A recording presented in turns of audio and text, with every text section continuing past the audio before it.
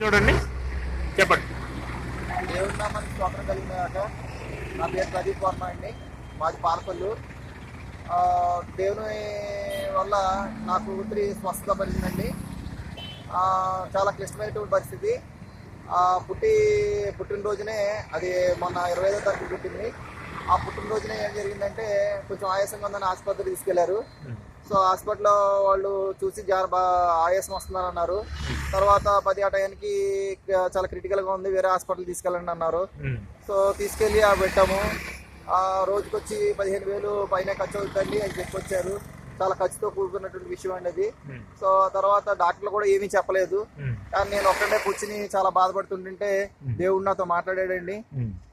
నా కుమారుడు ప్రదీప్, నీ కూతురు నేను స్వస్థపరుస్తాను, నీ కూతురు చుట్టూ నీ యొక్క రక్తాన్ని కావలుగా ఉంచుతానని చెప్పి పరిశుద్ధాత్మతోటి మరి మాట్లాడడం జరిగిందండి. నాతో స్వరం వినిపించిందా? స్వరం కింద వినిపించిందండి నాకు. నా చుట్టూ కూడా ఎవరో లేరు. నాకు దాదాపుగా తెల్లవారుజాము 2:24 అవుతుందండి. ఆ టయానికి మీరు ఎక్కడ ఉన్నారు? అప్పుడు నేను హాస్పిటల్లో ఉన్నాను. నేను ఒక్కడే ఉన్నానండి. బాబు దగ్గర ఉన్నాను, బయట ఐసీయూ పక్కన ఉండమన్నారు. అప్పుడు అనుకున్నాను, ఖచ్చితంగా నేను బాప్తిసం తీసుకుంటాను, దేవుని ఖచ్చితంగా సాక్ష్యం చెప్తానని చెప్తున్నాను. ఇలా రోడ్డు మీద వెళ్తుంటే సార్ ఒక ఆయన బైబిల్ ఫ్రీ అని పెట్టి డొనేషన్ అని అన్నారు. సో నేను మీట్ అయ్యి బ్రదర్ రాజబాబు గారండి తీసుకున్నాను.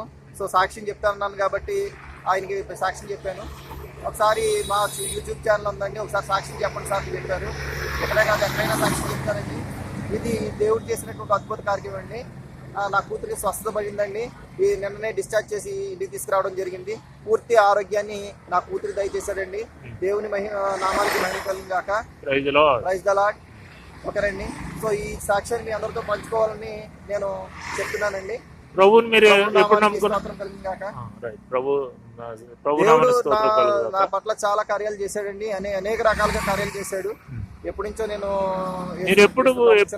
వెరీ బిగినింగ్ ఎప్పుడు ప్రభువుని విశ్వసించారు?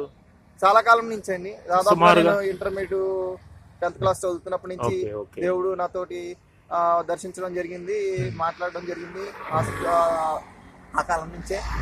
కానీ ఇప్పుడున్న సిచ్యువేషన్ పరిస్థితుల్లో ఆ దేవునికి దూరంగానే ఉంటున్నానండి నేను. కానీ అయినా సరే దేవుడు నన్ను వదిలిపెట్టకుండా నా పాపకి మంచి ఆరోగ్యం దయచేయడంతో నేను రక్షణ తీసుకోవాలని అనుకున్నానండి.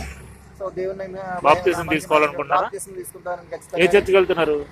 చర్చ్ కంటే ఏమి వెళ్ళట్లేదు. జనరల్ గా మామూలుగా ఇదివరకు ఒక తల్లిగారు ఉండేవారు, ఆత్మీయ తల్లిగారు, ఆవిడ దగ్గరికి వెళ్ళేవాళ్ళం అండి. ఆవిడ గైడెన్స్ లో మీరు వెళ్ళేవాళ్ళం అండి. ఆవిడ ద్వారానే నేను పరిశుద్ధాత్మ కూడా పొందుకున్నానండి. నేను ఆవిడ దగ్గరికి వెళ్ళి నేను కంపల్సరీగా ఖచ్చితంగా ఈ బాప్తిసం అనేది తీసుకోవాలని అనుకుంటున్నానండి. తీసుకున్న తర్వాత దేవుడితోటి ఉన్నామని అనుకుంటున్నాను. ఈ సాక్ష్యాన్ని కంపల్సరీగా ప్రతి ఒక్కరికి చెప్పాలనుకున్నాను కాబట్టి చెప్తున్నానండి. సో మీకు లాంటి పరిస్థితిని ఫేస్ చేస్తున్నటువంటి వారికి మీ సాక్ష్యం చాలా దేవునిలో బలపడడానికి వాడబడాలని మేము కూడా ప్రార్థన చేస్తున్నాం. కోరుకుంటున్నానండి. ఈ సాక్ష్యం ద్వారా దేవుడు మహింపరచబడాలని మేము ప్రార్థన చేస్తున్నాం. ధన్యవాదాలు.